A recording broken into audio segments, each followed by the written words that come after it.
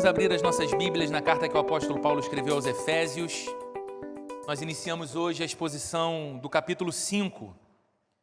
Efésios, no capítulo 5, nós vamos ler os 2 primeiros versos desse capítulo.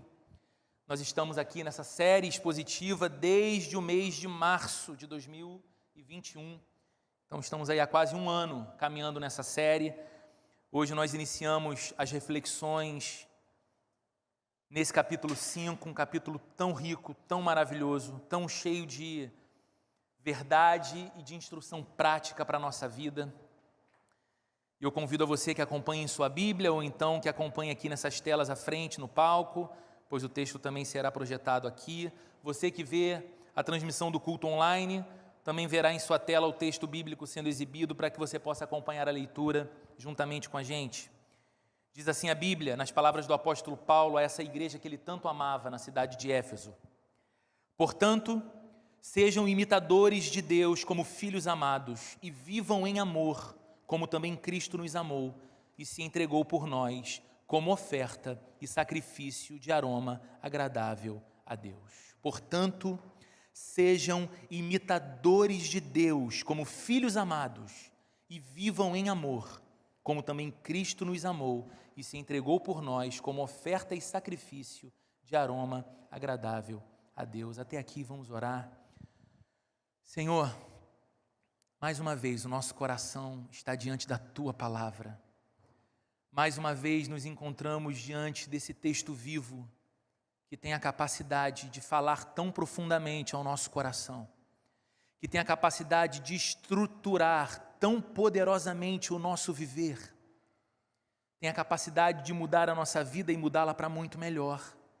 Senhor, nós te pedimos que nessa manhã, desde os nossos pequeninos aqui no segundo andar até o mais experiente nesse auditório, sejamos todos visitados pela Tua poderosa palavra, ouçamos a Tua voz, possamos nos alegrar em reconhecer a voz do poderoso Deus, falando-nos a respeito da vida que o Senhor nos chama a viver e que a nossa alegria esteja em nos colocar a caminho da vida que o Senhor nos aponta. Em nome de Jesus.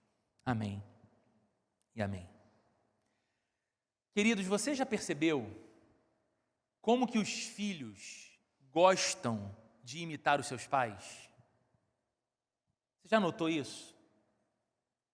O Francisco, meu filho, de 6 anos, faz isso o tempo inteiro. De um tempo para cá, por exemplo, ele raramente aceita vir para a igreja de bermuda. Hoje ele veio de bermuda, mas ele raramente aceita vir para a igreja de bermuda. Ele diz para a mãe: mãe, eu quero colocar calça, porque o meu pai só vai de calça para a igreja. Então ele quer vir de calça. Ele quer colocar a camisa e ele fala: pai, estou igual você, viu? A minha camisa tem a mesma marca que tem na sua. E ele vem, eu chego aqui mais cedo, às vezes ele ainda está dormindo, e quando ele chega então com a Sheila e ele me vê, ele fala: viu pai, a gente está parecido. O meu filho puxou o bom gosto do pai, e é botafoguense como eu. Então é muito comum que eu faça atividade física, seja jogando futebol com os amigos lá na freguesia, ou correndo, que eu vá muito bem vestido com a camisa do Botafogo. E o Francisco agora adora jogar futebol no condomínio que a gente mora. E ele não aceita ir para a quadra jogar futebol sem estar vestido com a camisa do Botafogo. E ele chega ali naquele ambiente em que a maioria dos outros meninos estão todos vestidos com a camisa do Flamengo. E meu filho mostra a personalidade igual do pai. O apego ao bem, não se dar vencido pelo mal, não é verdade? E ele joga a bola dele com alegria e com a camisa do Botafogo. Engraçado, se você parar o Francisco no final do culto e perguntar para ele aquela pergunta que a gente gosta de fazer às crianças: vem cá, Francisco, o que você quer ser quando você crescer? Sabe o que ele vai responder para você? Ele vai dizer: eu quero ser pastor. E depois ele vai dizer: e também motorista de ônibus. Esse menino tem uma paixão por ônibus. Acho que não aprendeu ainda o suficiente da vida, né? Mas ele anda de ônibus e qualquer ônibus que ele entra, ele fala com o motorista, chama de amigão, ele acha ao máximo aquela figura que conduz todo mundo numa viagem que ele sempre acha incrível. E a grande vontade do Francisco, que ele pede todos os dias, é: pai, me leva para andar de BRT. não sabe o que pede, sem sombra de dúvidas. Mas se você é mãe de uma menina pequena, você também entende bem o que eu estou falando. Você sabe que isso não é uma coisa apenas dos meninos com os seus pais. Mas a menina também, geralmente, deseja ser uma versão em miniatura de sua mãe. Não é verdade? E a gente pergunta, por que é assim? Bom, é assim porque a filha pequena ama profundamente a sua mãe.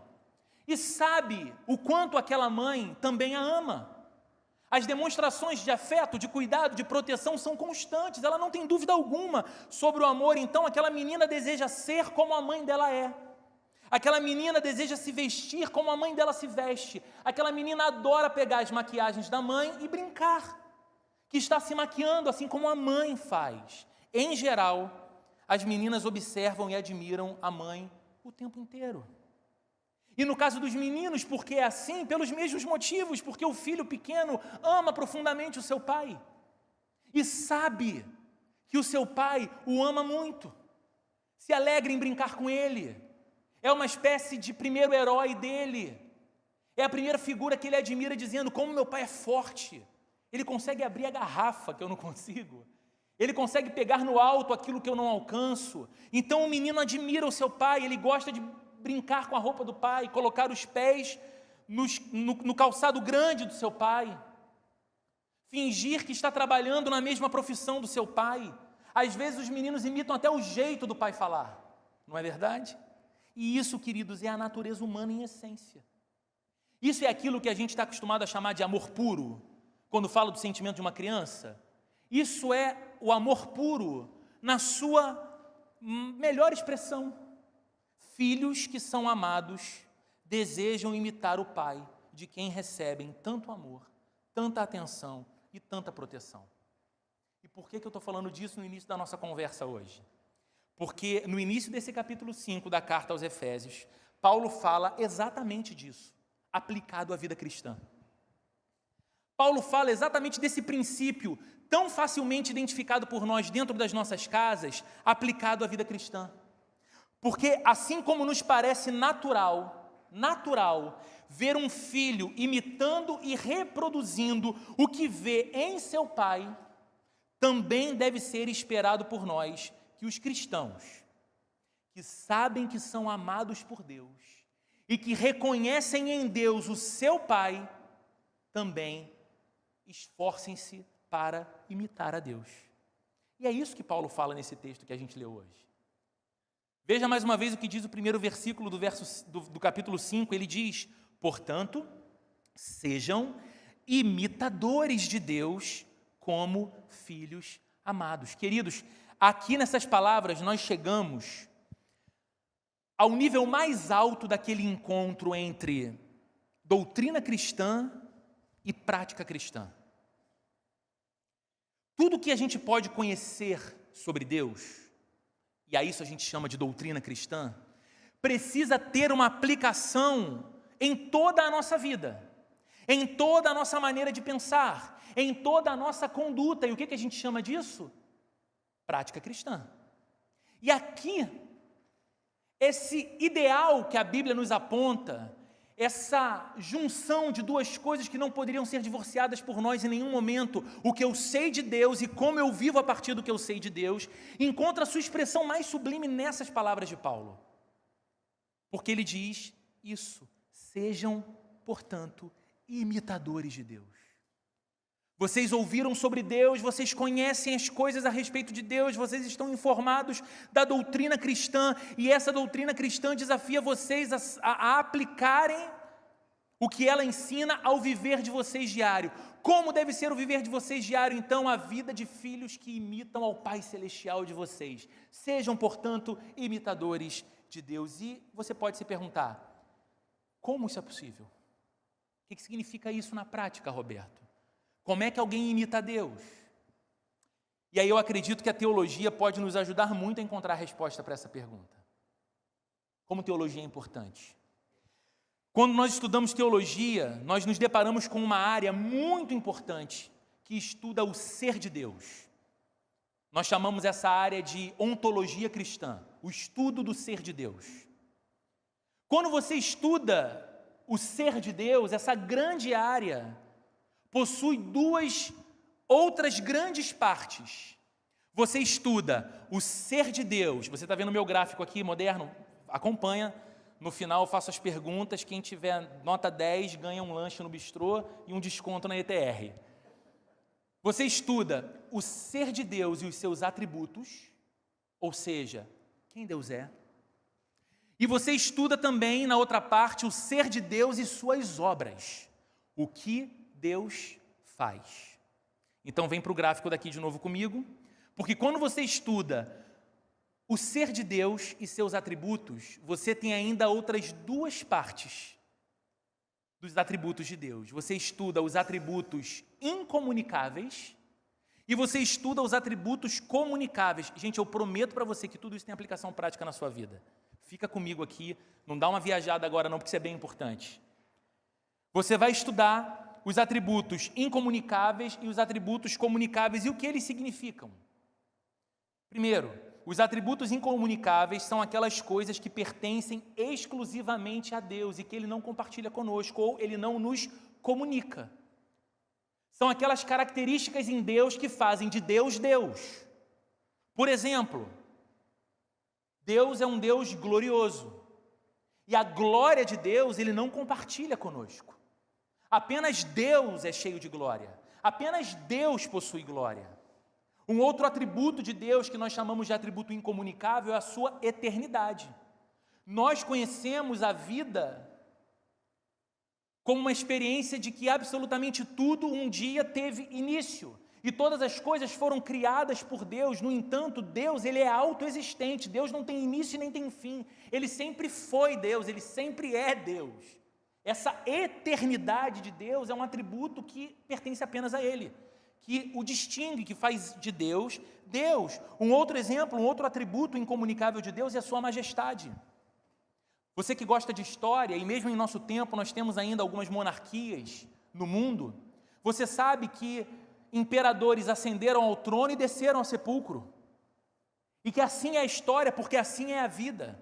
Mas a Bíblia diz a respeito de Deus que Ele é o soberano rei, que Ele está assentado sobre o trono do universo e que Ele nunca perde o cetro de governo de suas mãos. Ele reina soberano e absoluto, e essa majestade santa é exclusiva de Deus, Ele não comunica com ninguém.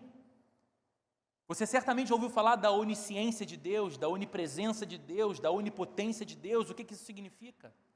Apenas Deus sabe perfeitamente, absolutamente todas as coisas.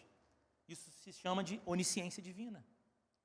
Quando você diz que alguém tem o poder de resolver um problema, ou quando você diz que alguém tem a capacidade de cumprir uma tarefa, você está dizendo que aquela pessoa, naquela atribuição, tem algum tipo de poder para fazer algo. Mas quando você diz que Deus é onipotente, você está dizendo que Ele é o Todo-Poderoso, que Deus e apenas Deus possui em si mesmo todo o poder para qualquer coisa.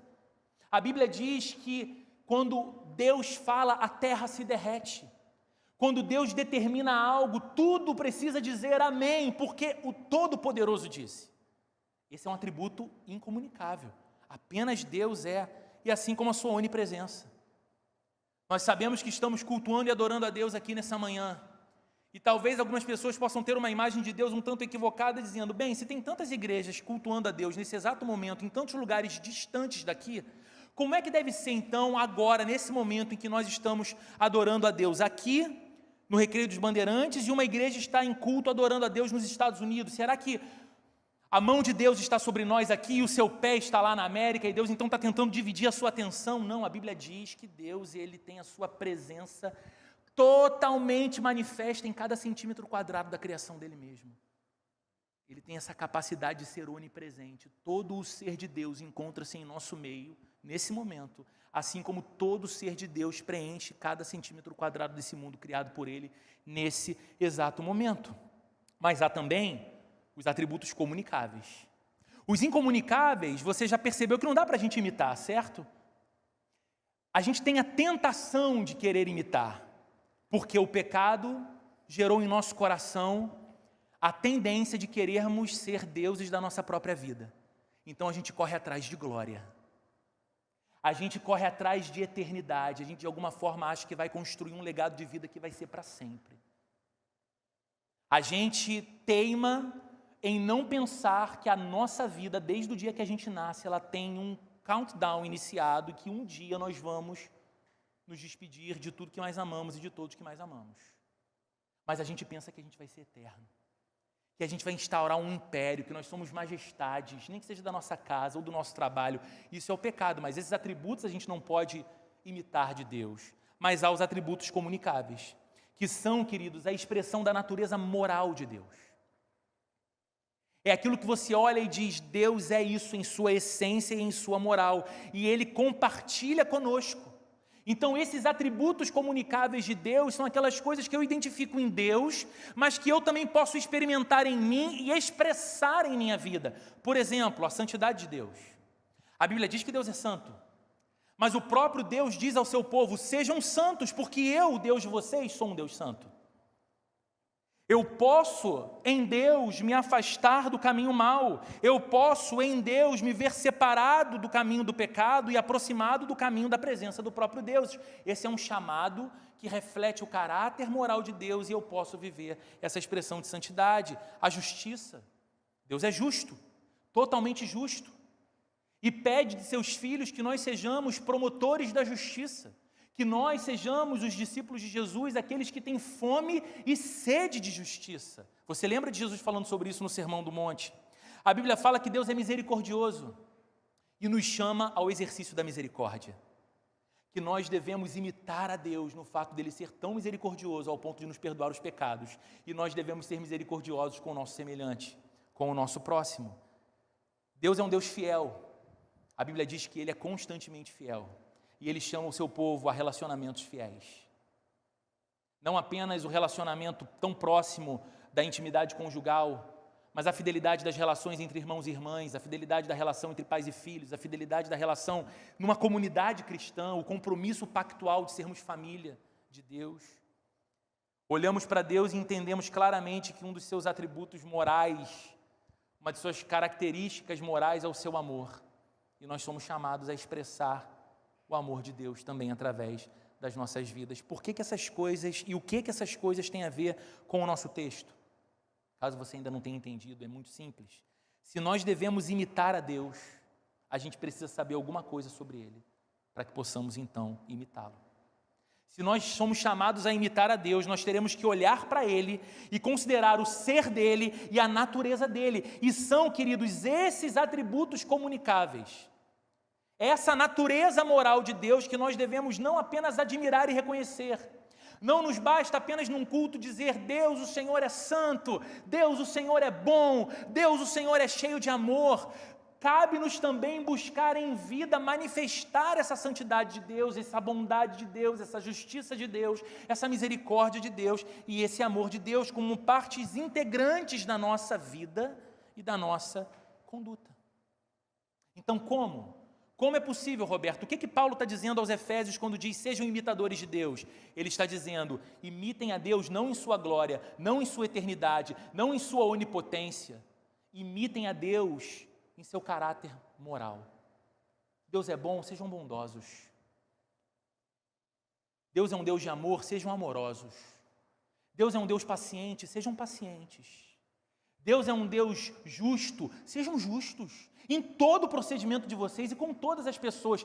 Portanto, imitem a Deus. São essas coisas que nós imitamos, mas nos cabe ainda uma segunda pergunta. Quando a gente entende como a gente imita, talvez pessoas inteligentes façam a seguinte pergunta: por que eu devo imitar? Por que eu sou chamado para isso? E a resposta está no próprio versículo 1 que nós lemos.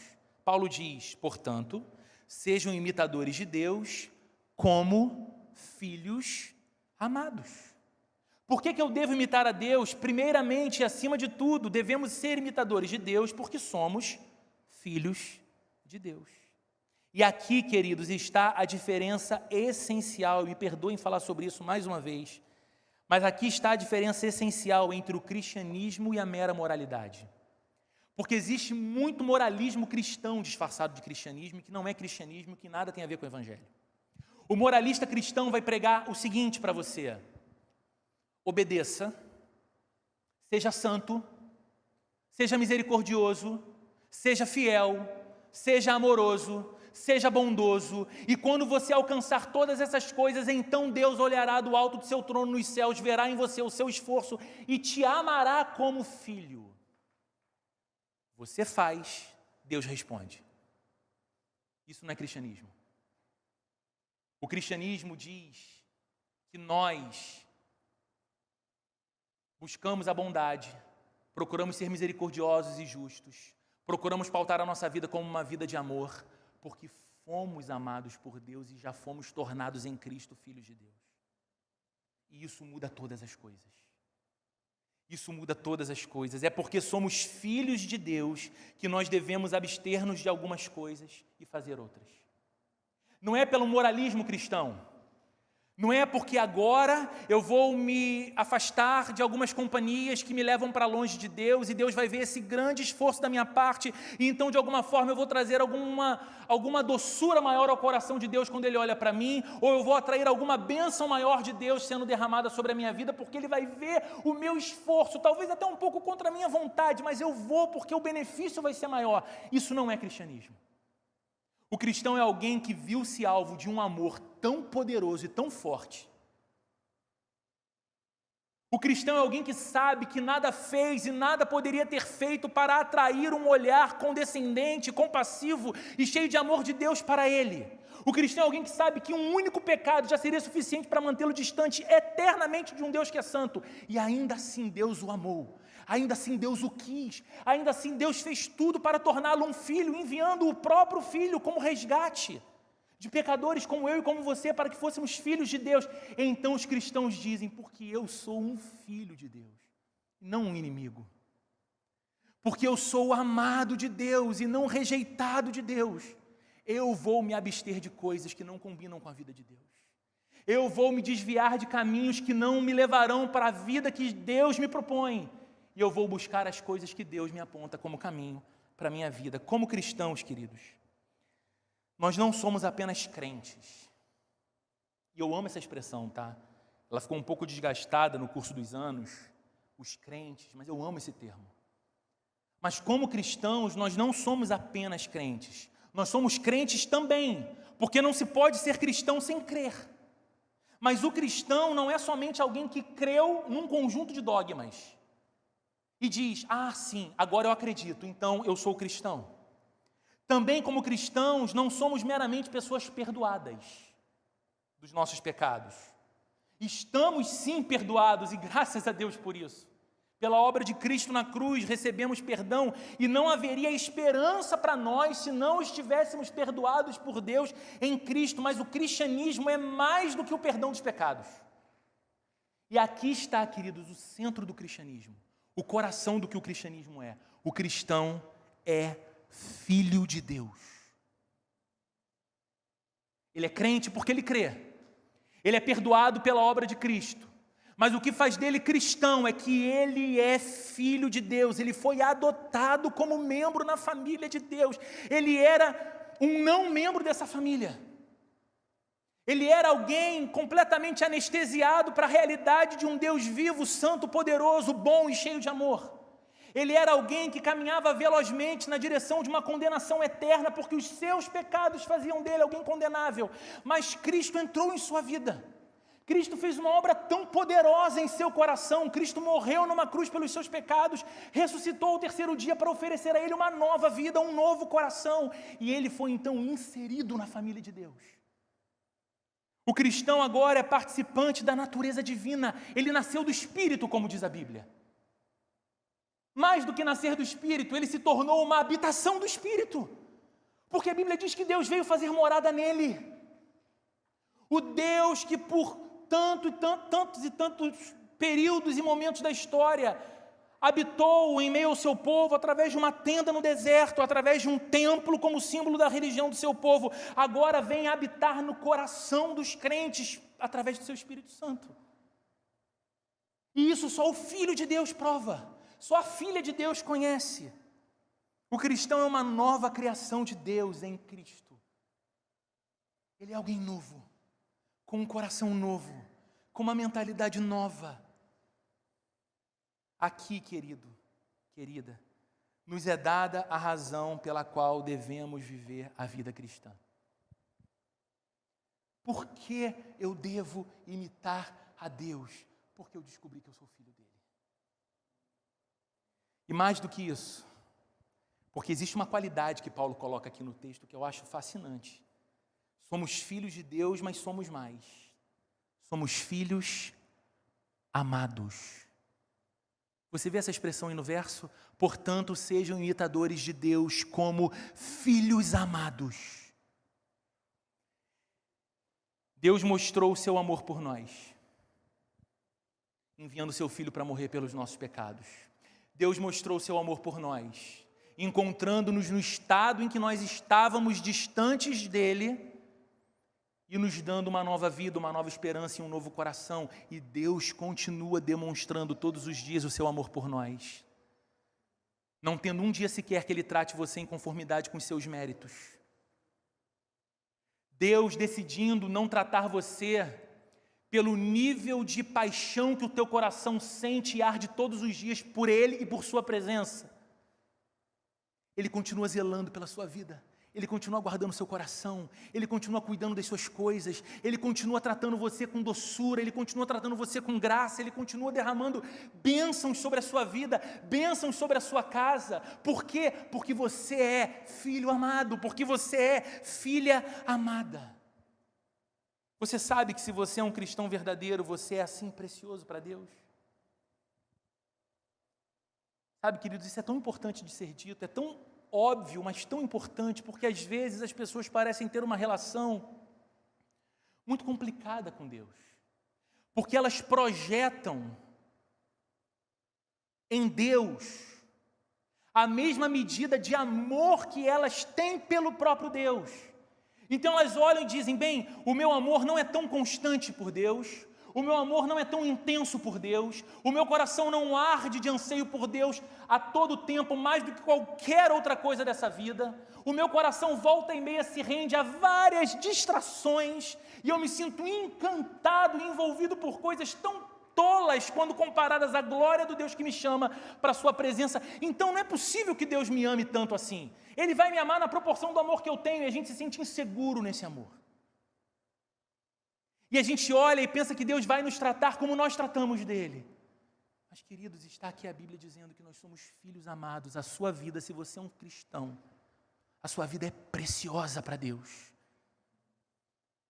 A sua vida é preciosa para Deus. E eu te digo hoje, reforçando a garantia que a própria palavra de Deus te dá, que até os fios de cabelo da sua cabeça estão todos contados, é o que diz a Bíblia. Sabe o que isso significa? Que Deus tem um zelo todo próprio e pessoal pela sua vida. Sabe o que isso significa? Que você e eu, como filhos de Deus, somos tão preciosos que não há absolutamente nada, episódio, momento, circunstância da nossa vida que passe despercebido do olhar atento desse Pai de amor que zela por nós. Absolutamente nada. Deus conhece os seus filhos um por um. Deus se interessa pelos seus filhos e Deus ama os seus filhos em proporções infinitas. Todas as vezes, se você é um cristão, se você é alguém que rendeu a sua vida a Jesus Cristo e entendeu que não há caminho de vida sem Jesus, rendeu-se ao seu amor, tornou-se parte da igreja de Jesus. Todas as vezes que as circunstâncias da vida tentarem fazer o seu coração duvidar que Deus te ama, olhe outra vez para a cruz. O Deus que enviou o seu único filho para morrer numa cruz, para salvar pecadores que não queriam absolutamente nada com ele, jamais estará brincando com a nossa vida. Ele nos trata com um amor único, de proporções eternas, infinitas. Qual deve ser então a nossa resposta ao grande amor de Deus? Qual deve ser então a nossa resposta ao maravilhoso amor de Deus? Queridos, inevitavelmente, se eu creio e compreendo algo dessa verdade a respeito do amor de Deus, o maior desejo em mim deve ser o de mostrar o meu amor por Ele. e de buscar agradá-lo em tudo. Entenda, é uma resposta. A pergunta é como eu respondo a esse amor. Eu respondo a esse amor desejando amá-lo. Eu respondo a esse amor desejando agradá-lo. Eu respondo a esse amor desejando ser aquele filho que ama a companhia do Pai, a presença do Pai, a segurança do Pai, ama reproduzir o que vê no Pai. E alegra o coração do Pai quando faz essas coisas, porque nada causa a Deus maior alegria do que ver os seus filhos buscando viver de modo digno dele. Nada causa mais felicidade ao coração do nosso Deus do que ver os seus filhos sincera e alegremente desejando viver uma vida que o agrade. Tudo que eu vejo em Deus é tão belo. Tudo que eu vejo em Deus é tão santo, tudo que eu vejo em Deus é tão admirável, que o desejo mais profundo do meu coração passa a ser que a minha vida seja um reflexo da vida dele. Nada tem força maior. Eu quero concluir, queridos, aqui, na semana que vem a gente vai continuar nessa mesma passagem, olhando um pouco mais para o verso 2, dizendo, se nós somos cristãos, nós não podemos desconsiderar, um dia sequer, o nosso relacionamento com Deus. Nós não podemos dizer assim, eu quero ser salvo, quero. Eu quero ir para o céu, quero. Eu quero ser perdoado dos meus pecados, mas eu não quero esse negócio de vida cristã. Eu quero as bênçãos da vida cristã. Eu quero as bênçãos que Deus pode oferecer, mas eu não quero o compromisso da vida cristã. Eu não quero o molde da vida cristã. Eu não quero estruturar o meu caminho pelo caminho da vida cristã. A gente não pode simplesmente dizer isso. Um pastor querido, já falecido, disse uma vez, eu era adolescente e estava num congresso e lembro dele falando sobre isso, pregando sobre a Páscoa dos hebreus e a necessidade que o povo hebreu tinha de comer o cordeiro todo, o cordeiro que ia ser imolado. E aquele pastor disse então naquela conferência o seguinte para as pessoas que estavam ali, o seguinte, você não tem escolha. Ou você se alimenta do cordeiro todo, ou você não tem parte com o cordeiro. A gente não pode dizer, eu quero a vida de perdão, eu quero o céu, eu quero as promessas, eu quero as bênçãos, mas não quero o viver cristão. Nós precisamos do Cristo todo. Nós precisamos do cristianismo integral. E eu te pergunto, alguma coisa nesse mundo pode se comparar ao fato de que somos filhos amados de Deus? Fala para mim. Se a sua vida entrar numa estação de muita preocupação e aflição, quais são as coisas que vão gerar no seu coração estabilidade, segurança e uma força tão intensa que faça você dizer, nem mesmo as circunstâncias me abalam? Talvez a sua conta de investimentos não possa dizer isso para você, porque talvez, dependendo do que você passe, o dinheiro nada pode fazer por você. A quantidade de pessoas que você conhece, a carreira profissional que você teve, não possa fazer nada para você. O seu time de futebol que você gosta tanto de torcer não pode fazer nada por você. Mas naquela estação, naquele tempo difícil, naquele vale sombrio, você pode lembrar, eu sou um filho amado de Deus. E Ele me acompanha. Ele segue comigo. O seu amor por mim não muda. O que pode ser nesse mundo comparado ao fato de que somos filhos amados de Deus? E se nós estivermos conscientes da honra dessa posição, nós teremos cuidado e nós teremos atenção com o nosso comportamento. Sabe por quê? Quando você andar pela rua, o seu coração crente inevitavelmente vai dizer para você o seguinte, eu sou um filho de Deus. E você se lembrará que assim como é impossível olhar para a conduta de um filho sem pensar no pai daquela criança, você sabe que as pessoas à sua volta vão olhar para você e elas precisam ter os melhores pensamentos a respeito de Deus quando olham a sua vida como um filho de Deus que reflete a imagem do seu pai. Nós precisamos, queridos, viver o cristianismo integral, onde a experiência cristã, aquilo que nós somos, a teologia cristã, aquilo que nós cremos, e a ética cristã, como nos comportamos nunca podem andar separados. Estão integrados, juntos. Porque aquilo que nós somos dirige a forma que a gente pensa. E a maneira que a gente pensa vai governar e determinar a forma como nós agimos.